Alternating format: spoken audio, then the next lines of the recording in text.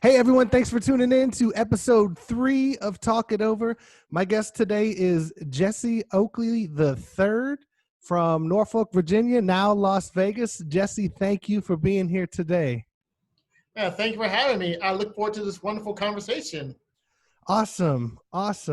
Well, you are very involved with Toastmasters. And just some of the list of accomplishments that I've seen: District 115 Club Growth Director, past District 33 Governor, past District 33 Director, past Region 2 Advisor. And I'd like to get into those in a little bit and maybe share some of your experiences with them. But let's start at the beginning. What Okay. brought you into the Toastmasters doors to begin with? Well, I could tell you right now that 25 years ago, when I was a civil engineering student at UNLV, I had one of those presentations where I was sweating, I was nervous. As a matter of fact, imagine me with a flat top and some glasses, and I just was going, and this I was stumbling. I was a mess. Then the founder of the engineering college, Herbert Wells, looked me up and down and says, "Gee, Jesse, that was an interesting presentation. I would like for you to learn more about Speechcraft.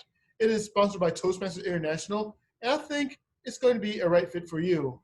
And I decided to join my first Speechcraft session, which is an 8-week course of what Toastmasters is all about. I went to that first meeting and I loved it. I found my element and I found my passion. I loved it so much that I went to 2 more sessions of this 8-week course before graduating. And then after a 3-year hiatus, I came back into Toastmasters. But my start was at UNLV as a civil engineering student.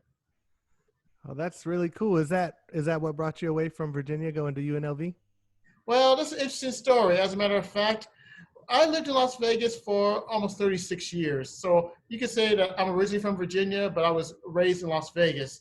What happened was back in 1984, my mom and my dad had a little discussion where they wanted to move after my dad retired from the Navy.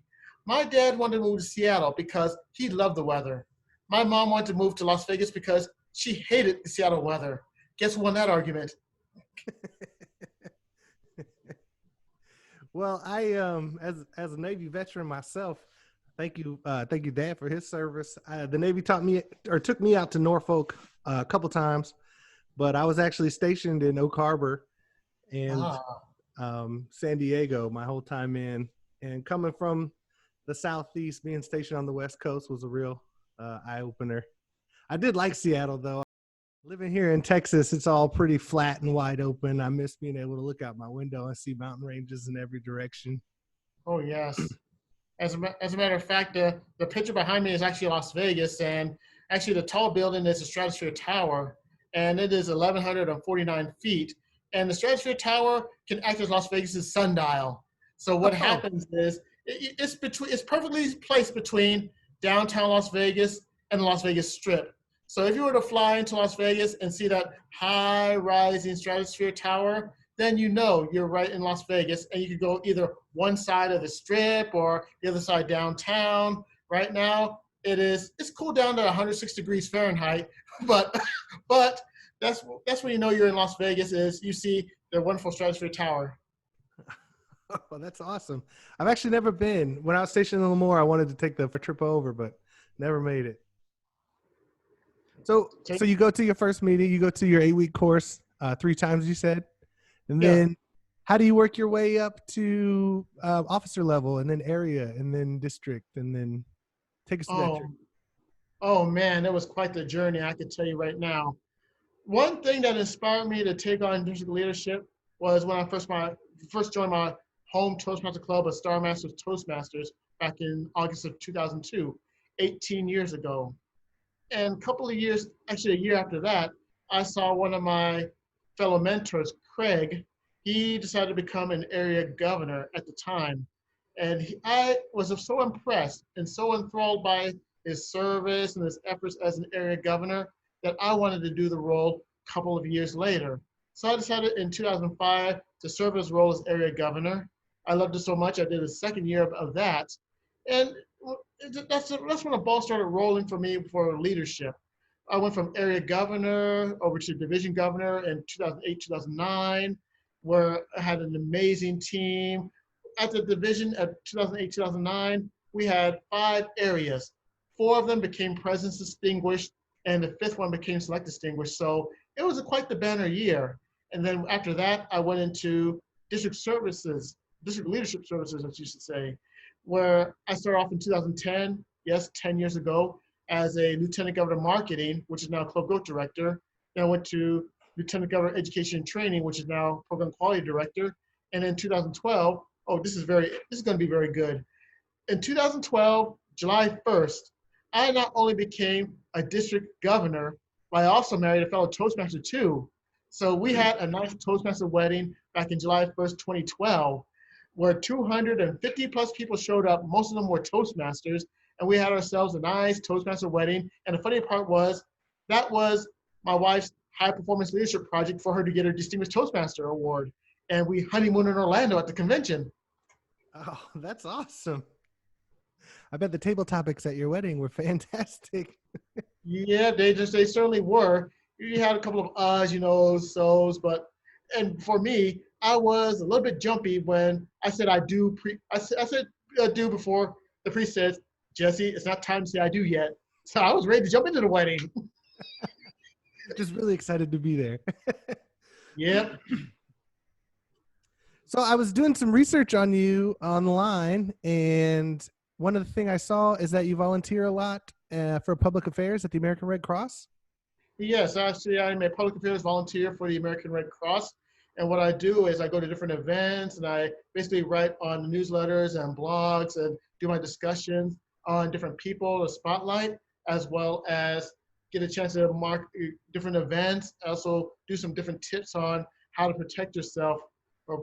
Prior to this COVID-19 environment, let's say that you want to protect yourself in the Super Bowl and not get too many diseases like the flu or a cold or anything else like that, as well as safety measures for fire alarms and anything else. So for me, when it comes to being a public affairs volunteers for the American Red Cross, this fits like a hand in glove, because when you look at Toastmasters, when you look at the American Red Cross, both of their missions and visions are always positive.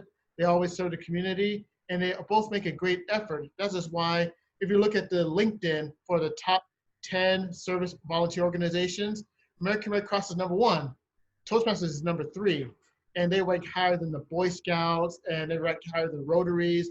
And you could tell that these are two powerful organizations, great to serve in the community, and it gives me great pleasure to serve as a public affairs volunteer for the Red Cross as well as Toastmasters. It's a winning combination. Yeah, that sounds awesome. I didn't know that either were in the top list there. That's pretty cool. Mm-hmm. Another great thing I found out about you is that you're a published author. Yes. How did you get started into writing with the public affairs thing? It sounds like you enjoy writing, and how does that turn into writing a book, and how does one go about even getting published if anybody watching is interested in going that route? Well, that was actually 10 years. Actually, before that, I remember being about 8, 9 years old, and I would just stand in the back and watch my dad, rest his soul, talk to his brother/my uncle. And they talk about many things they want to do in life. And one of the things they talked about was opening a restaurant, because my dad was a mess senior chief specialist in the U.S. Navy, and he loved to cook. Ever since he was a kid, he loved to cook here, he loved to cook there, he loved to hang around in the kitchen. Now, when it comes to me, and it's like, what do I want to do? And I wanted to write a book for the longest of times. So 10 years ago, I started a blog, and after that blog came a book called Greetings, Happy People: The Positive Words of Wisdom Through the Eyes of Mr. I. And I'll get to the story on why it was called Mr. I a little bit later in this conversation. But I saw it as a personal goal. I see lots of people, fellow Toastmasters, writing books and becoming self-published and everything else. So I decided to take a chance and write positive words of wisdom for the happy people. And why do I want to pick happy people? Well, I tried to pick the sad people and it didn't go too far. I tried the angry people, but didn't go anywhere. And I tried the disenchanted people, but that was quite interesting. So I wanted to make my focus on the happy people. And sure enough, it was all about personal experiences that I went through and the lessons behind those personal experiences. And that's when a book became Greetings for Happy People. And when I got that book published, I felt an amazing accomplishment. I was, first, I saw it as a goal, but what turned into a goal turned into something more than I can imagine. You get to say, "Hey, you're an author? Really?" As a matter of fact, when I was going for a promotion for a day job that I have, they looked at my resume and they said, "Publications, what's publications?" And I said, "Yes, I'm an author." "You're an author, really?" I said, "Yes, I'm an author. Look at my ISBN number, look at Amazon, look at Barnes and Noble, my book is there." And they were quite impressed by it. So that is one of the reasons and the goals that I had for being a published author. And for me, I did self-publishing. And overall, it was a first-time freshman year experience, and it inspires me to write another book, which hopefully will be in the future. Oh, that's so cool. I have I'm always fascinated by people fulfilling their dreams like that. So it's a good thing to go out and get it. Yes. Did you have any trouble publishing yourself? What's that process like? And did you edit yourself, or did you know an editor, or how'd all that go down? Well, I had a part-time editor, which is my wife, and my wife is a stickler for detail when it comes to the commas, the sentence structures here and there.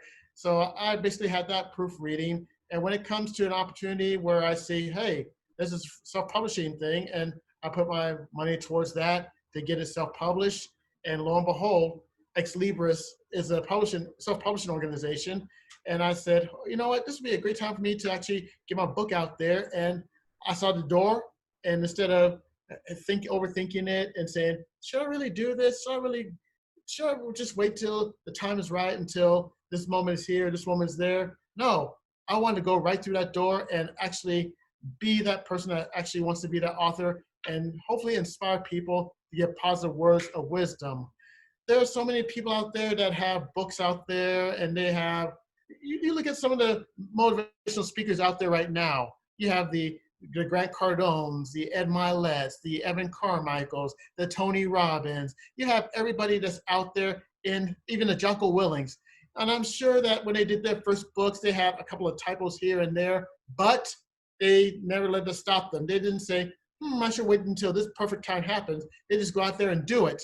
And when they do it well. And that's my inspiration, is whatever I have a goal, whatever I want to do, I just jump right into it and do the best I can. And if there are any types of glitches or any type of errors, that's good too, because it gives me a chance to learn from those errors so I can be better in the next run. That's great. It definitely helps to learn from mistakes. That's Yes, the only way we can get better. There's no exactly. improve upon. So you said you'd let us know about the Mr. I. What's the story there? Oh man, when I joined Toastmasters back in 2002, or my home Toastmaster club of Star Masters, I looked at the first program, week 1. They misspelled my name Jessie. I was like, okay, that's all right. Week 2, they spelled it Jessy. I was like, this is interesting. And then the third week, they spelled it Jeswye. W? Really? Yes, W. So I stood up and I said, hello, my name is Jesse, Jesse, Oakley, Oakley, the third I. And that stuck on. Actually, people still call me I. But for me, I introduced myself from that point to by the time I became a region advisor as Mr. I. That's awesome. That's a good nickname. That's a cool story behind it. Who says Yep. Just Way though? That's weird. I've never. I don't know. It must have been someone hit the wrong key on the computer board, but a W, really? I know the S is probably close to the W if you look at a typewriter, but just who the heck knows? So with all the shift to Zoom going on, did you get to see any of this past week? Any of the activities going on? For the convention, yes. As a matter of fact, I am in District 115 in Southern Nevada, Las Vegas community, and I saw a plethora of events that are there. The elections, the showcases, the speakers, the Golden Gavel, and it was quite fun. And I tell you right now, from District 115, one of the highlights, the cherry on the perfect Sunday was none other than fellow Toastmaster Maureen Zapala, finishing one of the top 8 finalists for the World Champion of Public Speaking.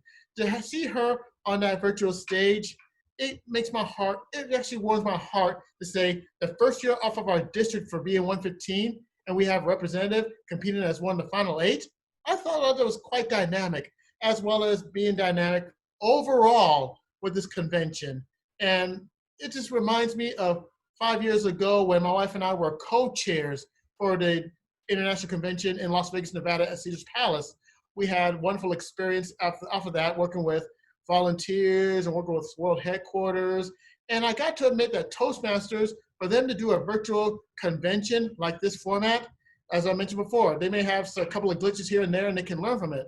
But I give kudos to the staff at world headquarters, and personal experience after working with staff from 5 years ago, I know that they're capable, they're competent, and they know how to get the job done despite all the glitches that can happen. So I give my kudos to world headquarters. Yeah, that's really nice. And you know, it's kind of, the COVID stuff has taken a lot away, but in retrospect, it's also given a lot. Being able to watch those from anywhere in the world, and also being able to travel anywhere in the world. Last Wednesday, I got to go to be a part of a Toastmasters club in Berlin, Germany. So shout out to District 95, Mercury Berlin. But that was really cool, and it's something obviously I would never have been able to do. The only challenge now is trying to find ones that are happening somewhere in the world that align with my time zone and my availability. But I'd like to go to as many as possible before they stop meeting online so much. I'll tell you what, I like to do that. I actually like to do that as well. You know, go to different places all over the world, get a chance to meet with other fellow Toastmasters on Zoom. And speaking of District 95, I believe that is the home district of the new second Vice President, Morag Matheson. And I give congratulations to her because there are 3 people that are chief officers right now that we were all district governors together in 2012 and 2013. Morag Matheson, Matt Kinsey, and Margaret Page. And I look at those 3 right there, and it's like, man, they're doing some amazing things. And I can't believe that 8 years ago we were all district governors together, and we all have our journeys. And I give congratulations to all of those people, as well as the people I work with as region advisors too, that are in the international board. Yeah, that's so nice. And I have never met a bad person in Toastmasters yet. You know, it's just such positive people. And when you encounter positive people like that, you want nothing but the best for them. So that's really cool that you get to see your peers achieving such greatness. Exactly. I tell you what, Toastmasters is positivity. You wonder why there's so many people that flock to this organization, whether it's by Zoom or hybrid or anything else. Toastmasters is the place to be. If it hadn't been for Toastmasters, I would not got the chance to experience becoming a distinguished Toastmaster. If it hadn't been for Toastmasters, I wouldn't have flown halfway around the world to Kuala Lumpur, Malaysia. And if it hasn't been for Toastmasters, I would not have met my wife, who was also a distinguished Toastmaster. So take that, Match.com. That's really cool. That's really cool. So just going back real quick to talk about some of the competition stuff. You mentioned the Golden Gavel. I've seen that advertisement on the Toastmasters website, but for someone who's never really participated too much, what is the Golden Gavel? Well, the Golden Gavel is an honor for non-Toastmasters, for people that do well in the community. And the president of Toastmasters International will give the special award to somebody that will actually contribute to not only the world, but also within their special communities with whatever they do. There's been so many people that have had that award before. You had Art Linkletter, who was a great talk show host. You had Tony Robbins. You had, I believe it was it Mrs. Fields? She probably had the award. But you also had Tony Busan, the late Tony Busan, who invented mind mapping. You have so many people from the past few years that are able to have this Golden Gavel Award. So it's basically an honor from Toastmasters International to these wonderful people that have made great impacts around the globe. Wow, that's really neat. That is really neat. So also another thing I found out, you obviously like public speaking, obviously like writing. You're kind of into photography as well. But another hobby I saw is cooking. So what is your go-to dish? Ooh, oh my goodness, there's a plethora of go-to dishes I can go for. One is definitely chicken. I love to season. I love to, especially these air fryers. These air fryers are amazing. You know, you just don't have to worry about the deep boils or the nasty stuff that can happen within there. The air frying is fantastic. I also like doing rice. I like doing the jasmine rice with a nice and smell. Oh my goodness, if you haven't smelled jasmine rice, you are missing out. And one of the things I love to do is the Cajun, the gumbo, and the jambalayas, add a little shrimp, little scallops. And another thing that I also like to do is one of the things that my mom showed me before she went to meet my dad up in heaven is how to make greens, collard greens, spinach greens, mustard greens, any type of greens that are available. And she was one that actually she taught me how to do that, as well as barbecue. And I know you're in Texas. I know Texans love barbecue, but Yes, for we me, I do. also love the barbecue as well. So I take that from my old man, who was originally from Arkansas, which is like a stone throw away from Texas. So we also like, hey, I may have lived in Vegas for 30 something years, but my roots and my tongue definitely belong in the South. I do love the barbecue. You pinned me there. I Woo! have gotten into smoking this past year, and it's just been like an unstoppable momentum. Trying new things. Most of it has been terrible, but I'm getting better. I'm getting Hey, better. we all got to get better, man. That's right. I'm learning from my mistakes, right? Trying to get Exactly. that perfect brisket. Exactly. Okay. Another little fun fact I wanted to ask you about was your love for karaoke. What's your go-to karaoke song? Oh my goodness, my go-to karaoke song. Actually, I do have one. Is Prince by it's from Prince's Kiss. So I like to do that. I like to do that as well. And in addition to that, I also like to rickroll people. Never gonna give you up. Never gonna let you down. Never gonna run around and desert you like that. So those are the two. And also Bobby Bloom's Montego Bay. If you never heard of Montego Bay, I think I would have the voice to match up with Bobby Bloom, Montego Bay, and that was back in the late '60s, early '70s when he did that song. So those are my three go-to songs: is Prince, uh, Rick Astley, as well as Bobby Bloom. Yeah, Rick Astley has a surprising voice for his stature, right? Exactly. You know, he never gives, never going to give, never going to give up. That's really cool. So I don't have I do love karaoke myself, but I always stick to you people who have one vocal plateau, like Green Days and stuff like that. I'm always a little afraid to express myself too much up there because I wouldn't want my voice to crack, and then I got to walk back past these people to my table. Hey, and But you're I haven't done karaoke in years. We have a talking to a son and guy a daughter that now. does Prince, and that's not easy to do. Yeah, I couldn't do it. I could never let anyone know what it sounds like when doves cry because my voice just would not reach that level. But like I was saying, since we had a couple kids, we don't get to go out and do that stuff no more. Maybe as they get older, we'll find excuses to go. But I did have some fun times with some karaoke back in the day. In fact, I met my wife singing karaoke. Oh, So nice. yeah, she either felt bad for me or she was impressed. I think she was impressed. Yeah. Oh, man. I tell you. So what's some of your fondest memories being just anything Toastmasters has brought to your life aside from your lovely wife, obviously, but any travel opportunities or contests of your own that you've experienced? Oh man, there's so many fun opportunities that I do have. One is actually flying halfway around the world to Kuala Lumpur, Malaysia, because one of the reasons why we did that is the 2014 International Convention was in Kuala Lumpur, Malaysia, and my wife and I were assigned to be co-host chairs for 2015 convention, which was Las Vegas. So World Headquarters wants us to take notes from the volunteers as well as get together with the co-host chair in Kuala Lumpur. This is a pick brains and take notes here and there. And going over to Malaysia, that was an interesting trip one way because you have to fly like from Las Vegas to LA is 1 hour. From LA to Hong Kong is 14 hours.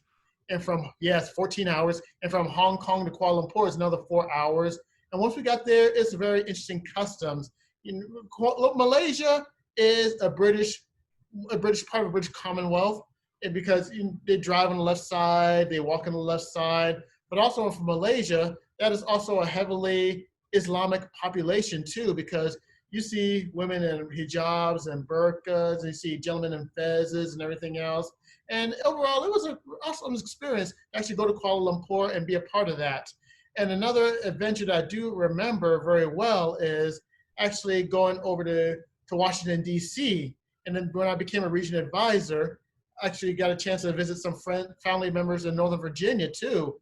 Not only, but I've realized that it's been a while since I've been to Virginia, but once I stepped outside that Dulles Airport in Washington, D.C., and the humidity just went whoo, I was like, oh yes, I'm in Virginia, all right. So I remember that humidity, and things are real in Washington, D.C. when you look at when you go across the Potomac and you see the Lincoln Monument, the Washington Monument, and you see the Capitol building, and you see from a safe distance the White House, and you're like, wow, I'm a region advisor, and I'm teaching district leaders in the nation's capital. This is very cool. It is super cool. I got to, well, just being in DC, I mean, it's super cool, and seeing all that history. I got to go last year on a trip, and just seeing how big the Lincoln Monument is, and seeing the Washington Monument, and that strip there with all the museums, the Smithsonian and all that. It's very beautiful. Mm-hmm. And you just, for me anyways, I just think about all the people that have been in those spots before in the past, and just how historic that is. Oh man, it was Foggy Bottom as a part of Virginia, and little was known about this was it was going to be named after, of course, our first president, George Washington, but it's a shame that Washington didn't live to actually see Washington, D.C. on how it came. But overall, if you've never been to D.C., go. It is truly a mind-blowing experience, and you'll be amazed by all the sites and everything else. Well, not only the Washington, Lincoln, Jefferson Monument, you go across the river to Arlington Cemetery, and Arlington Cemetery is huge. Walking across there in August during humidity, that was quite the journey and a half. I could get a chance to see the Kennedy monuments, as well as the Tomb of the Unknown Soldier, the changing of the guards. It's quite the experience. Yes, and the guards that stay in that Tomb of the Unknown Soldier are some of the most disciplined people you will ever see. Exactly. Mad respect to them, and especially the respect for the bikers that would also give them bottled water too to keep them replenished. And biker veterans and everything, they know what it's like, and they were there to support the soldiers, and that made a big difference too. Yeah, it's very cool to see the amount of respect they get. Absolutely. So you mentioned humidity a lot. Are you not a fan? Well, after being here for 30 plus years in Las Vegas in the dry heat, I sort of grew accustomed to it. Now, when I would go to like the South or the East Coast, and for me, the summertime, we go to Cincinnati, Chicago, DC, Orlando. That humidity sort of weighs down on you, and you go, oh my goodness, I can't believe it's so hot. Yeah, we're used to like 110 degrees, but the humidity is like 0% or 1%. We go on the East Coast or the South, it's a whole different ball game. Yeah, 85 can be brutal. I'm from South Carolina myself, and 85 over there can be brutal. But here, yeah. It was like 103 today, and as long as you were in the shade, it wasn't too bad. Not bad at all. Not bad at all. Oh man. So what's your favorite spot in Vegas? My favorite spot. Oh, there are plenty of favorite spots I have in Vegas. I tell you what. One is definitely driving down Las Vegas Boulevard and checking out the strip and seeing all the tourists that are there, just enjoying. And it's been a challenge for Las Vegas because this whole pandemic thing. Our governor had to close the whole casinos down at the beginning of the pandemics, and we're getting ourselves up again. We're basically taking it step by step through the process. But just to see people in Las Vegas, and I tell you what, during the earlier times of our pandemics, the earlier months, to see Las Vegas Strip closed, that was a surreal moment for my wife and I as we drove up the Strip and downtown, and to see the lights off in Las Vegas. and that is the first. I have been there for so many years, and that is the first time I've ever seen it that fashion. But you know what? Out of dark clouds are rainbows. And if you were to see the size of the buildings of the Mirage and the Wynn Resorts, you see like lights shaped up like a heart like this, and Vegas Stronger, and We'll Be Back. And you see all the support that's there for Las Vegas. But for another favorite spot I also have in Las Vegas are the outside areas in Las Vegas. And there's these towns in Las Vegas, Boulder City, which is right next to the Hoover Dam, Boulder City. And you also have Laughlin, which is at the tip of Nevada, where you get a chance to go across the river into Arizona. And you also see other places such as Mesquite, which is 80 miles northeast of Las Vegas. So you also have surrounding towns that are great. And not only surrounding towns, my wife and I, on our anniversary in July 1st of this year, we decided to take a trip across Nevada, 1,100 miles of Las Vegas, Nevada. We started in Las Vegas, then we went to a small town in Caliente, which is like 120 miles north of Las Vegas. Then we went to Ely, which is about 280 miles north of Las Vegas in eastern Nevada. And then we drove the loneliest road in America, US 50, from Ely over to Reno.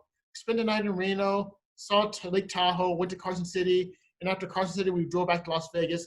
It was 1,100 miles within the state of Nevada. And if you were to go to Nevada, you never know what you're going to see. You can see different lakes, like Lake Tahoe, Walker Lake. Or if you stop by the side, actually, we saw a family of bighorn sheep, and that's our state animal. This is a bighorn sheep, which is basically a ram. So you never know what you're going to see once you drive all across Nevada. And Nevada granted, it's not big as Texas, but Nevada can be quite big. Why do they call it the loneliest highway? Well, there's almost nothing out there. It's basically what the Pony Express would ride. You drive out there, you see nothing but meadows, basins, mountains. No, the challenge is you have to go up the mountain, and you have to go down the mountains, and the elevation is like 7,000, 6,000 feet. And they do have those switchbacks and curves you have to watch out for. But what they call it the loneliest road, there's almost nothing there. There's like 2 old mining towns in Nevada. There's Eureka, which was founded back in the 1860s, and you also have some old buildings there. And you also have Austin. Austin is a population of like 100 people, and then you have to swivel down the mountain, get into Austin, and it's also old mining relics within Nevada, because Nevada was a mining state. That was before the tourists and gaming that happened. The biggest money making thing that was out there in Nevada was mining, and it was known as the Silver State because we produced lots of silver in Nevada. And you look at some of the small towns in Nevada and drive across Nevada, you'll see some mining relics from the past. That's pretty neat. I didn't know that. I didn't know that Nevada was such a big silver producer. Yes, it was. As a matter of fact, it produced enough silver. As a matter of when Nevada became a state, it was during the Civil War in 1864, and it fought for the Union side.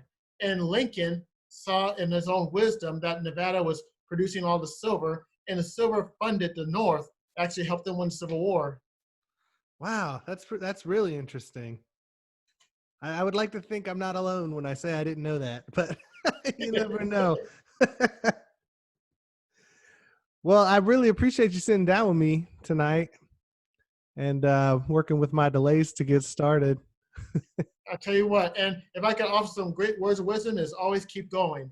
Because there are so many people that think that they're done when they get the Distinguished Toastmaster, or they think they're done when they're world champion public speaking, and if they think they're done accomplishing any goal within Toastmaster.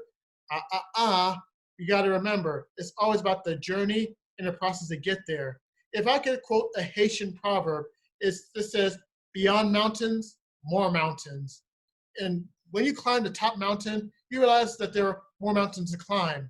For myself, I'm a Distinguished Toastmaster, a past district director, and a past region advisor, and I'm still learning, whether it's inside or outside of Toastmasters, whether it's in Red Cross, whether it is reading books. And I do have a lot of book reviews on Mr. Oakley's review on Facebook, where I'm close to that 100th review of books that I do read. And it's all about learning. It's all about growing. And if you keep learning, you keep growing. And if you keep growing, you win. And if you win, heck, you win some more.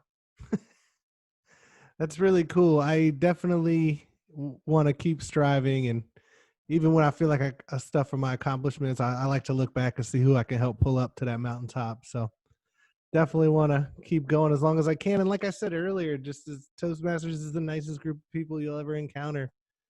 I've never experienced anything so nerve-wracking yet positive as giving speeches to the club. And now they're coming more naturally because I'm learning to be myself, because it's okay, because people are going to accept me as myself. I don't have to be what I think they want to see. And Exactly. it's just, I'm coming out of my shell more. My speeches are more animated. I laugh more. And it's great. The more I can be myself, the more I like it. I tell you what, enjoy the journey, enjoy the process, and you will be, and you, like myself, will be amazing if you just keep the process. For the journey is better than the end. Awesome words. Awesome words. What club are you most affiliated with? If I wanted to Well, jump in and see a meeting. I'll tell you what, I'm president of not one club, two clubs, but three clubs. Wow. Exactly. My first club is a club I belonged to for 18 years, and that's Star Masters Toastmasters. They go to the website, go to Star Masters, StarMasters .toastmastersclubs.org, and I'm the president of that club. And I'm also a president of Sage Leaders Toastmasters. Now, Sage Leaders, SAGE Leaders, LEADERS, that's all one word, .toastmasterclubs.org. That is a club that helps leadership within the Toastmasters community, whether it is for area directors, division directors, or district directors. This is a place where the wise resides. And the third club I belong to, which I am president of, is Powerhouse Pros. And that's Powerhouse, POWERHOUSE PROS.com. And they're mostly into humor. And Powerhouse Pros is an amazing club, like the other two clubs I've mentioned. And believe it or not, I feel very grateful and very happy to be president of those three clubs. Are all these online capable? And are Yes, they open? Are they closed clubs? actually, the Star Masters and Powerhouse, they're open clubs. And for Sage Leaders, you have to be at least an officer or hold some type of leadership role to actually be a part of that club. That's what we do. We're leaders, Sage Leaders. So, and information for the Zoom or any type of login, because all three clubs are in hybrid mode. You can either go in the physical room or the Zoom room. So you have those two things happening out of each club. And the most information that we do have from these clubs, you can go to websites and just find out where we meet, because we meet at different locations. Star Masters meet first and third Tuesday at 6:30 p.m. Powerhouse Pros meet on the first and third Monday at 6:30 p.m. And Sage Leaders meets on the second and fourth Tuesdays at 6 p.m. All three clubs, all filled with great Toastmasters, and I'm proud to be a great Toastmaster. Awesome. Yeah, if it's all the same, I'd love to pop in and check one of them out. I just love seeing the subtle differences in the way different clubs are run. I mean, the mission's always the same, but the methods are always slightly different, and that's really cool to me, because I also take things that I see back to my club, Awesome Articulators, and we can just always get better by learning from each other, right? Ain't that the truth? Iron sharpens iron. And That's right. just go to the website, come on over to one of the three Toastmasters Club, or heck, all three of them if you like to, and just come on over. I'll be more than happy to welcome you. Okay, that sounds really good, and I will link those websites in the video here too, so people can see. That's really, really cool. Well, listen, I'll let you get back to your evening, but I really appreciate you sitting down with me on this Saturday. I tell you what, I appreciate being here, and just keep doing what you're doing, and we'll definitely will pay off in the long run. And just enjoy it, enjoy life, have fun with it. If you can't have fun with it, what's the use, my man? That's true. That's true. And yeah, I look forward to seeing you in action at your meetings and meeting the type of people you surround yourself with, because you seem like a very positive man, Jesse. So thanks again for sitting down, and you have a great rest of your weekend. All right, take care, happy people. Bye. Bye.